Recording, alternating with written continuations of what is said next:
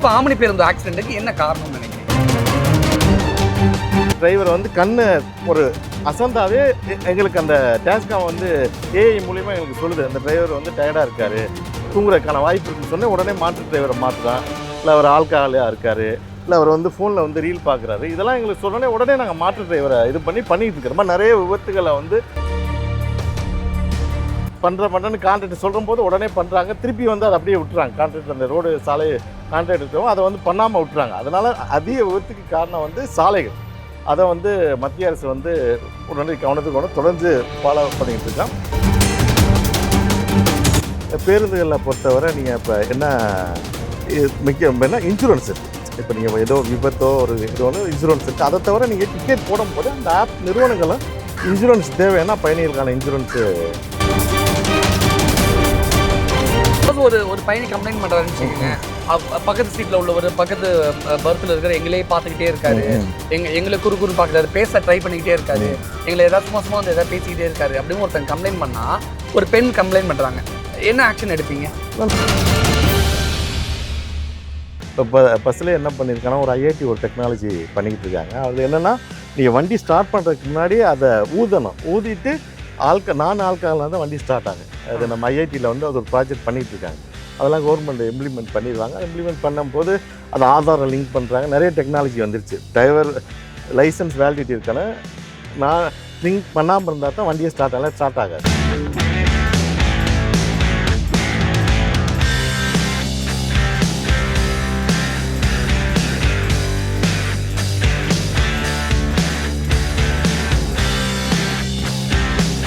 இன்றைக்கி வந்து நீங்கள் ஆம்னி பேருந்துகளில் பொறுத்தவரை கிட்டத்தட்ட விமானத்தை மீறி நிறைய டெக்னாலஜி வந்துருச்சு. சேஃப்டி விமானத்தை மீறி நிறைய சேஃப்டி. விமானத்தில் வந்து இன்றைக்கி கழிவறை எல்லா இன்னைக்கு கிட்டத்தட்ட 50% பேருந்துகளில் கழிவறை வந்துருச்சு. கிட்டத்தட்ட சவுண்டே இல்லாத பேருந்துகள் வந்துருச்சு. உலகத்தர வாய்ந்த நீங்கள் வால்வோலாம் கிட்டத்தட்ட 2.5 கோடி ரூபா ஒரு பேருந்து.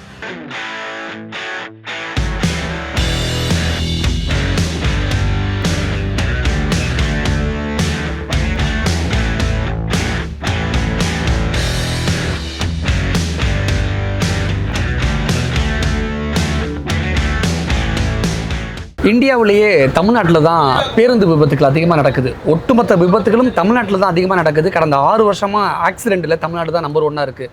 சமீப காலமாக தமிழ்நாட்டில் கடந்த 6 மாதத்தில் ஆம்னி பேருந்தோடைய ஆக்சிடெண்ட்டும் அதிகமாக இருக்குது அப்படிங்கிற சம்பவம் நம்மளால் பார்க்க முடியுது. இதற்கு தேர்வு தேடி தான் தமிழ்நாடு அனைத்து ஆம்னி பேருந்து உரிமையாளர் சங்கத்தோட தலைவர் அன்பழகன் அவங்கள தேடி வந்திருக்கோம். வணக்கம் சார். வணக்கம் சார்.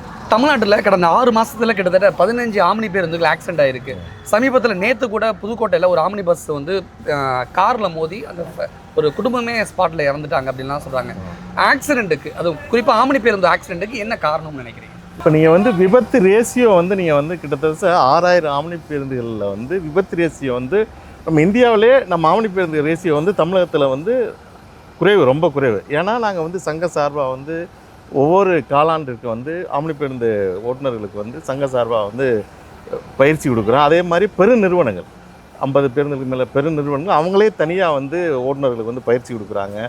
இதில் வந்து இப்போ பயிற்சிங்கிறத வந்து ஃபஸ்ட்டு வந்து டிரைவருடைய வந்து சைக்காலஜியை புரிஞ்சுக்கிட்டு அதுக்கேற்ற மாதிரி ட்ரீட்மெண்ட், அது மாதிரி இதெல்லாம் பெருநிறுவனங்கள்லாம் தொடர்ச்சியாக அது பண்ணுறோம். இப்போ புதுசாக வந்து டெக்னாலஜி வந்து டேஸ்காம் வந்திருக்கு. இப்போ டேஸ்காம் இருக்கும்போது கிட்டத்தட்ட பெருநிறுவனங்கள் என்ன பண்ணுறாங்கன்னா ஒரு வாகனத்தை இயக்கிற ஓட்டுநரை வந்து தொடர்ந்து 24 மணி நேரம் கண்காணிக்கிட்டே இருக்கார். அவர் வந்து ஒரு கண் அயர்ந்தாவோ இல்லை வந்து கிட்டத்தட்ட வேறு ஆக்டிவிட்டி பண்ணாவே உடனே வந்து இங்கே கண்ட்ரோல் சென்டர்லேருந்து உடனே வந்து எங்களுடைய அதை கண்ட்ரோல் சென்டர் வாட்ச் பண்ணுற டீம் என்ன பண்ணுறாங்கன்னா உடனே அவரை தொடர்பு கொண்டு நீங்கள் கொஞ்சம் டயர்டாக இருக்கீங்க, உடனே மாற்று டிரைவரை ஓட்ட சொல்லுங்கள். அது மாதிரி நாங்கள் நிறைய அட்வான்ஸ்டாக இருக்கும். புதுசாக இருக்குது. இப்படி ஒரு சிஸ்டம் இருக்கா? எப்பயிலேருந்து இருக்குது? இப்போ அந்த சிஸ்டம் எப்படி ஃபங்க்ஷன் ஆகும்? இப்போ வந்து புதுசாக டேஸ்காம்னு ஒரு டெக்னாலஜி இருக்குது. அந்த டேஸ்காம் டெக்னாலஜியில் வந்து மினிமம் இப்போ ஒரு மத்திய அரசு வந்து ஒரு கம்பல்சரி கொண்டு வரப்பாங்க. மினிமம் வந்து 3 கேமரா வந்து front road view, driver view plus வந்து பேசஞ்சர் வியூ, அந்த 3 வியூவும் இருக்கும். இப்போ அதை வந்து நாங்கள் கிட்டத்தட்ட ஒரு 50% ஆம்னி பேருந்துகள் அதை ஃபிட் பண்ணிட்டோம். ஏன்னா கிட்டத்தட்ட 1 கோடி ரூபா கிட்ட ஒரு பேருந்தில் வாங்கும்போது அது பாதுகாப்பு, அதை விட பயணிகளுக்கு உயிர் வந்து அதை விட நமக்கு பாதுகாப்பு. அதனால என்ன பண்ணிட்டோம்னா அதை போட்டுட்டு அதுக்கு வந்து பெருநிறுவனங்களை கண்ட்ரோல் சென்டர் வச்சோம். 24 ஹவர்ஸ் வந்து அதை வாட்ச் பண்ணுற மாதிரி டீம் போட்டு வாட்ச் பண்ணிக்கிட்டே இருக்காங்க. இப்போ நிறைய இன்சிடென்ட் நடக்குது. நாங்கள் எங்கள் மீட்டிங்லலாம் சொல்கிறாங்க, இப்போ இன்றைக்கி தென்காசிலேருந்து எங்கள் வாகனம் வந்துச்சு வரும்போது டிரைவர் வந்து கண்ணு ஒரு அசந்தாவே எங்களுக்கு அந்த டேஸ்காம் வந்து ஏஐ மூலிமா எங்களுக்கு சொல்லுது அந்த டிரைவர் வந்து டயர்டாக இருக்கார், தூங்குறதுக்கான வாய்ப்பு இருக்குன்னு சொன்னேன். உடனே மாற்று டிரைவரை மாற்றுதான், இல்லை அவர் ஆல்கஹாலியாக இருக்கார், இல்லை அவர் வந்து ஃபோனில் வந்து ரீல் பார்க்குறாரு, இதெல்லாம் எங்களுக்கு சொன்னோடனே உடனே நாங்கள் மாற்று டிரைவரை இது பண்ணிகிட்டு இருக்கிற மாதிரி நிறைய விபத்துகளை வந்து விபத்து நடக்காமல் இது பண்ணியிருக்கோம்.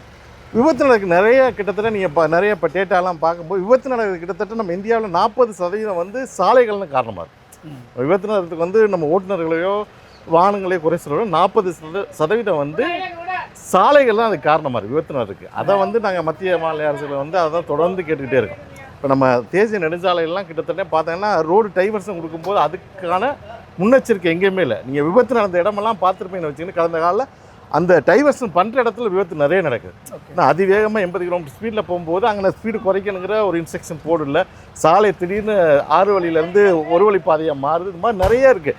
நேஷனல் ஹைவேல தொடர்ந்து நாங்கள் புகாரை அழிச்சிக்கிட்டே இருக்கோம். அவங்க பண்ணுறன்னு கான்ட்ராக்ட் சொல்கிற போது உடனே பண்ணுறாங்க, திருப்பி வந்து அதை அப்படியே விட்டுறாங்க. கான்ட்ராக்ட் அந்த ரோடு சாலை கான்ட்ராக்ட் இருக்கிறவங்க அதை வந்து பண்ணாமல் விட்டுறாங்க. அதனால் அதிக விபத்துக்கு காரணம் வந்து சாலைகள். அதை வந்து மத்திய அரசு வந்து உடனடி கவனத்துக்கு கொண்டு தொடர்ந்து ஃபாலோ பண்ணிகிட்டு இருக்கோம். நீங்கள் அதர் ஸ்டேட்டை கம்பேர் பண்ணும்போது நம்ம தமிழகத்தை வந்து ஆம்னி பேருந்து விபத்து வந்து குறைவு.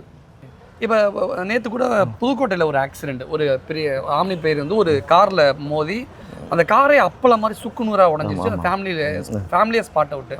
இப்போ இது வந்து ஓட்டுநர் வந்து ரொம்ப ஸ்பீடாக ஓட்டிட்டு போயிட்டாரு. இல்லை, நீங்கள் நேற்று புதுக்கோட்டையில் நடந்த விபத்தை நீங்கள் பார்த்துருப்பீங்க. அது ஸ்பீடாக போகிற இடமே இல்லை. அவர் வந்து கார் ரிவர்ஸில் வந்து குத்தி தான் அந்த விபத்தில் இருக்குது. ரிவர்ஸில் வரும்னு யாரும் எதிர்பார்க்க ஓட்டுநர் போகும்போது ரிவர்ஸில் எதிர்பார்க்க மாட்டா. இருந்தாலும் முன்னெச்சரிக்கையாக தான் இருக்கும். அந்த இடத்துல வேகமாக போனிச்சோ, காரும் ரிவர்ஸில் வந்துருச்சா அப்படிங்கிற கேள்வி அங்கே உண்மையான நடந்தது. நான் அந்த வீடியோ இன்னும் பார்க்கல.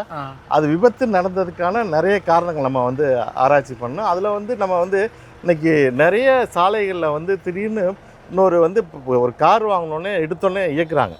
அது ஒரு நிறைய விபத்து நீ பார்த்தீங்கன்னா இந்த விழா காலங்களில் தீபாவளி பொங்கல்லாம் பார்த்தீங்கன்னா அதிக விபத்தாக இருக்குது. ஏன்னா அதிக சாலை இதில் போகும்போது திடீர்னு பயிற்சியே இல்லாத ஓட்டுநர்கள் வந்து காரை இயக்கும்போது நிறைய விபத்து இருக்குது. நீங்கள் நம்ம தமிழகத்தில் இன்னொரு நீங்கள் ரேசியோ பார்த்தீங்கன்னா பொது போக்குவரத்து வாகனங்கள் அதிக விபத்து நடக்குதா, தனிநபர் வாகனம் தான் அதிக விபத்து நடக்குது. நீங்கள் சொல்கிறத நான் எப்படி புரிஞ்சுக்கிறேன்னா, இப்போ ஒரு ஐடி கம்பெனியில் வேலைக்கு சேர்றாங்க.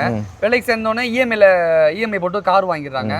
கார் ஓட்டணும் ஆசையில் வந்து ஆசையாக கார் ஓட்டுறாங்க, ஆக்சிடென்ட் ஆயிடுது. அப்படி புரிஞ்சுக்கிற மாதிரி இருக்குது நீங்கள் சொல்கிறது. இல்லை மாமா, அது இப்போ வந்து நம்ம வந்து கார் ஓட்டினோன்னே நமக்கு அந்த நான் கிட்டத்தட்ட 25 வருஷமாக கார் ஓட்டுறேன். இன்றைக்கி என்னால் விபத்து ஏற்படுது. ஏன்னா விபத்துங்கிறது வந்து நம்ம அறியாமல் வருது. இதை வந்து எப்படி நம்ம இது பண்ணால் நான் இப்போ புதுசாக வாகனம் ஓட்டுறவங்க என்ன சொன்னால் நல்ல பயிற்சி, குறைந்த அளவு வேகத்தில் ஓட்டுற மாதிரி சிட்டிக்குள்ளே நிறைய பயிற்சி எடுத்துகிட்டு நீங்கள் விரைவு சாலையில் போங்க. ஏன்னா ஒரு 80 கிலோமீட்டர் ஸ்பீடில் போகும்போது ஒரு வாகனம் பயிற்சி பண்ணுற மாதிரி சூழ்நிலையில் அந்த நல்ல பயிற்சி ஓட்டங்களே ஓட்ட முடியாது. நீங்கள் அந்த ஒரு 80 கிலோமீட்டர் ஸ்பீடில் போகும்போது ட்ராக் மாறுறது, பின்னாடி வந்து இடிக்கிறது, அதெல்லாம் ரொம்ப நிறைய நாங்கள் விபத்துகள் பார்த்துக்கிட்டே இருக்கோம், வாட்ச் பண்ணிக்கிட்டே இருக்கோம், நிறைய அது சம்மந்தமான R&D பண்ணிக்கிட்டே இருக்கோம். அதனால வந்து நம்ம புது கார் வாங்கினா நகரத்துக்குள்ள ஃபஸ்ட்டு நிறைய ஓட்டி பழகிட்டு விரைவு சாலைக்கு வாங்கும்போது தான் வேண்டுகோளாக வைக்கிறோம். ஆம்னி பேருந்தோட ஆக்சிடென்ட்டுக்கு டிரைவர் தூக்கம் இல்லாமல் இருக்கிறது, டிரைவருடைய பணிச்சுமை, இப்படியெல்லாம் காரணங்கள் சொல்கிறாங்களே, அல்லது தொடர்ந்து வாகனம் ஓட்டிக்கிட்டே இருக்கிறதுனால டிரைவரால் அந்த கண்ட்ரோலில் மீறி அந்த ஆக்சிடென்ட் நடக்குதுலாம் சொல்கிறாங்களே, உங்களுடைய பார்வை? நீங்கள் பார்க்குறீங்க, பஸ் ஸ்டாண்டில் பார்க்குறீங்க, எல்லா வாகனமும் காலையில் வந்து 5 to 7 மணிக்குள்ள வந்த வாகனம் எல்லாம் நிற்கிது. எல்லாம் ரெஸ்ட் எடுத்துகிட்டு இப்போ தான் எந்திரிச்சு குளிக்கிறாங்க.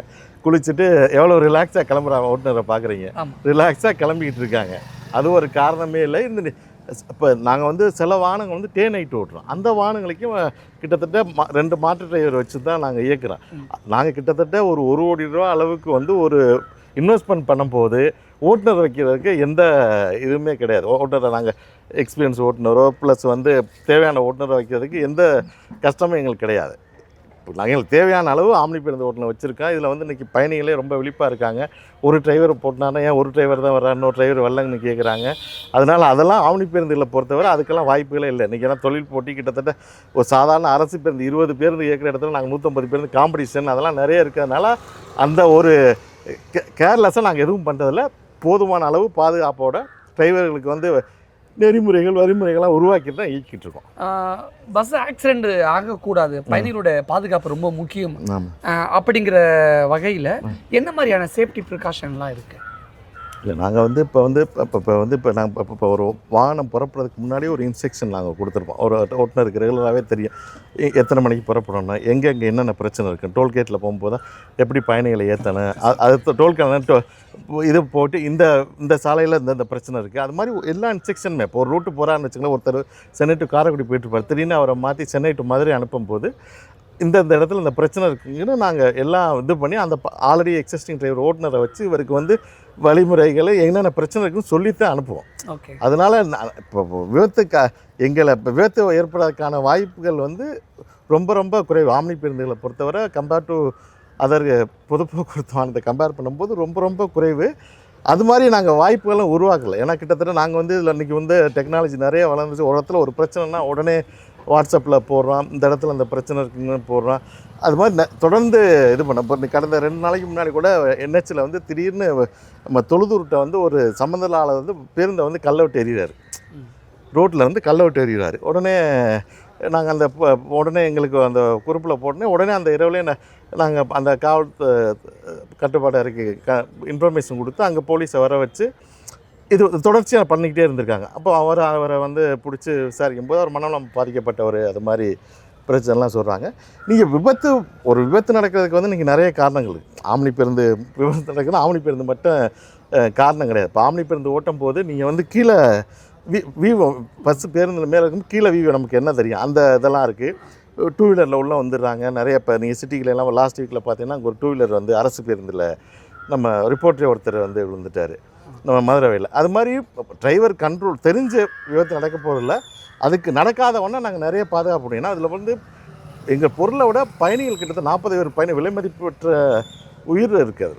அதனால் அந்த பாதுகாப்புக்கு நாங்கள் முக்கியத்துவம் கொடுக்குறோம். அதுக்கான தேவையான முன்னெச்சரிக்கை நடவடிக்கைலாம் கொடுக்குறோம். இப்போ நம்ம தமிழக அரசு கூட கேட்டிருக்கோம், டிரைவர்களுக்கு வந்து நம்ம அரசு சார்பாக உதவிகள் பண்ணணும், இங்கே தங்குறதுக்கான போதுமான ரெஸ்ட் ரூம் பண்ணி கொடுக்கணும், ஏசி ரெஸ்ட் ரூம் பண்ணி கொடுக்கணும். ஆல்ரெடி முன்னாடி வந்து ரெஸ்ட் ரூம் இருந்துச்சு, இப்போ எல்லாம் பேருந்து நிலையத்தில் எல்லாம் கோயம்பேட்டில் பண்ணி கொடுக்கணும். எல்லா தமிழகம் முழுவதும் ரெஸ்ட் ரூம் பண்ணி கொடுக்கணும். அவங்களுக்கு வந்து ரிட்டையர்மெண்ட்டுக்கு இதெல்லாம் கோரிக்கையெல்லாம் கொடுத்துருக்கேன், கன்சிடர் பண்ணுறோன்னு தொழிலாளர் நலத்துறை சார்பாக சொல்லியிருக்காங்க. இப்போ உங்கள் பேருந்தில் ஒரு பயணி பயணிக்கிறார் அப்படின்னா அந்த பயணியோட பாதுகாப்புக்கு என்ன உத்தரவாதம் அல்லது என்ன நம்பிக்கை நீங்கள் விதைக்கிறீங்க, அப்படி ஒரு பார்வை இருக்குல்ல? இல்லை இப்போ நீங்கள் வந்து கிட்டத்தட்ட இப்போ இன்றைக்கி வந்து அரசு வந்து தொலைதூர போக்குவரத்தில் வந்து ஒரு 1000 பேருந்து இயக்குறாங்க.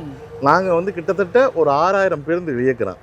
6000 பேருந்து இயக்கும் போது பயணிகள் நம்பித்தானே அதிகமாக வர்றாங்க. இப்போ நீங்கள் அரசுக்கு வந்து இப்போ அரசு பேருந்துகள் இருந்த போதிலும் நீங்கள் ஆம்னி பேருந்தில் அதிக பயணிகள் வர்றாங்க. வரத்தானே எங்கள் பேருந்து எண்ணிக்கை கூட்டிகிட்டே இருக்குது. இன்றைக்கி 6000 பேருந்து தமிழகம் முழுவதும் இயக்கிறோம். சென்னையிலேருந்து மட்டுமே 2000 பேருந்து இயக்குறோம். தமிழகம் முழுவதும் கிட்டத்தட்ட 6000 பேருந்துகள் இயக்குறோம். இயக்க போகும்போது பயணிகள் ஆதரவு அதிகரிக்கிறதுனால பேருந்துகள் அதிகரிச்சிருக்கு.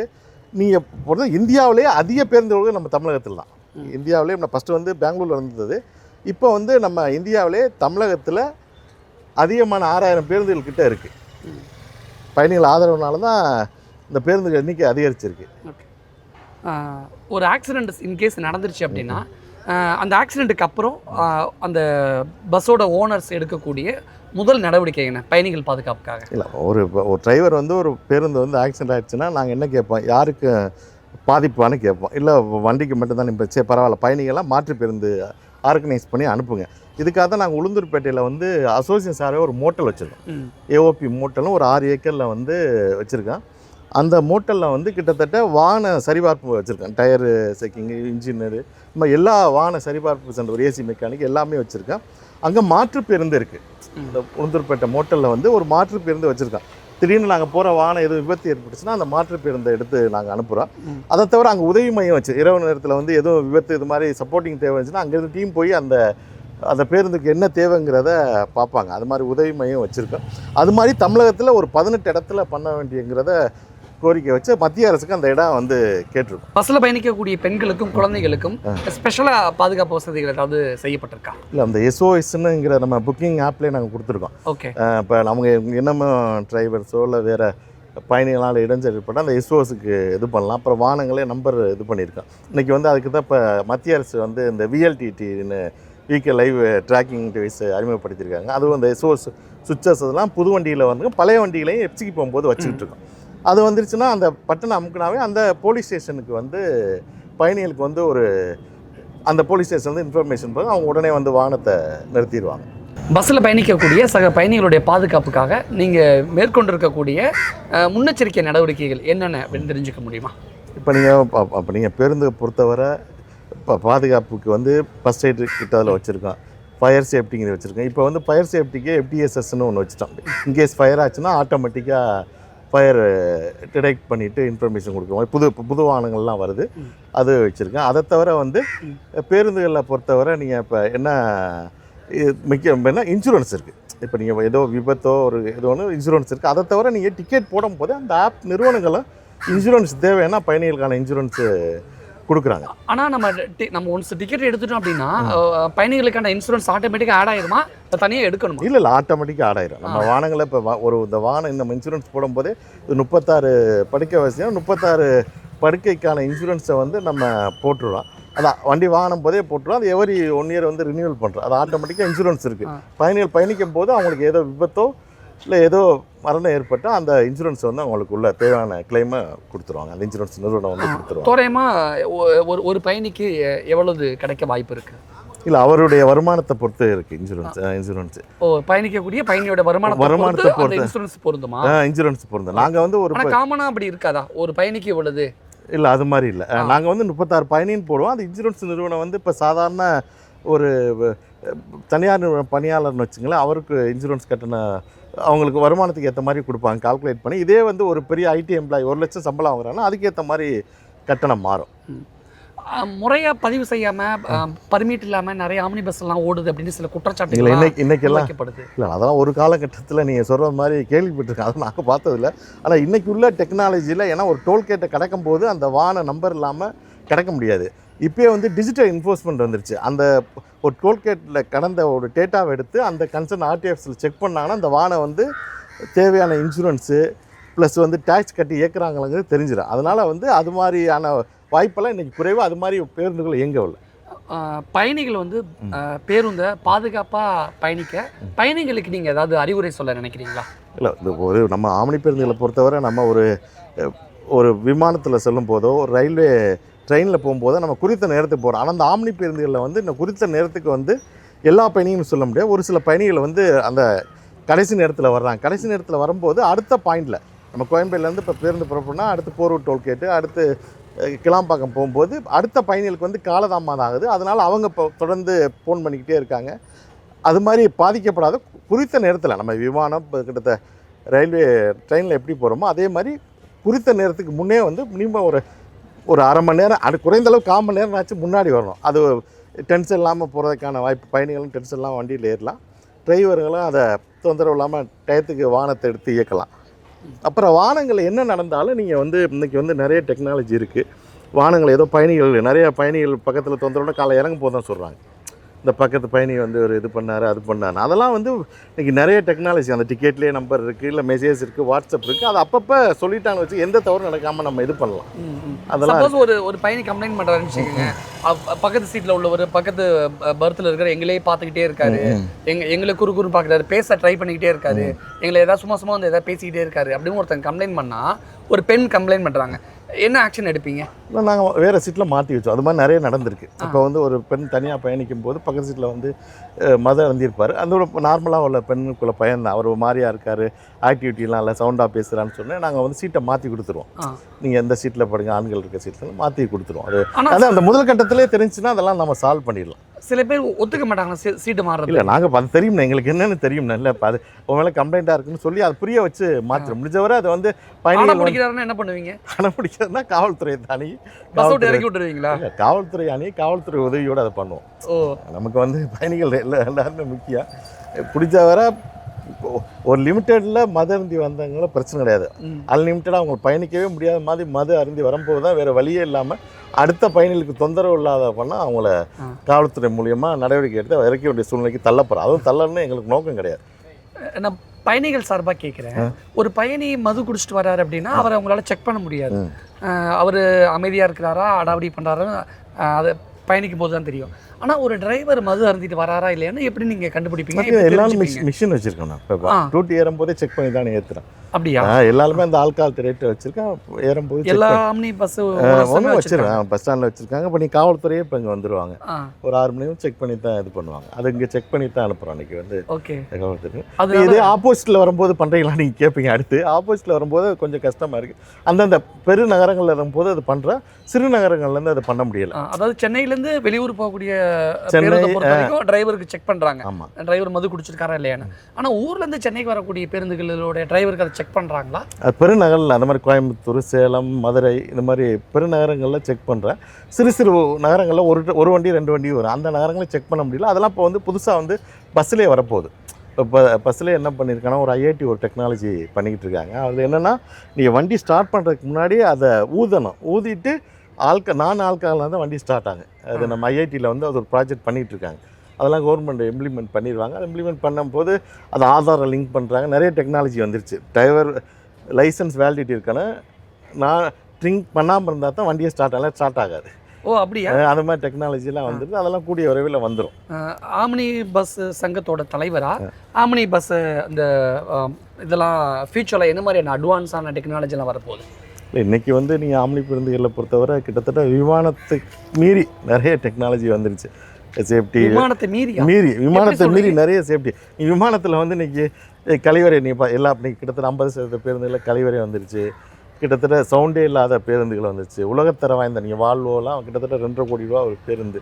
அதெல்லாம் பயணிச்சிங்கன்னா இதுவாச்சு. இப்போ நீங்கள் சென்னை டு பெங்களூர் போகிற பயணிகள் பார்த்தீங்கன்னா நீங்கள் விமானத்தை நிறைய தேர்வு பண்ண மாட்டாங்க.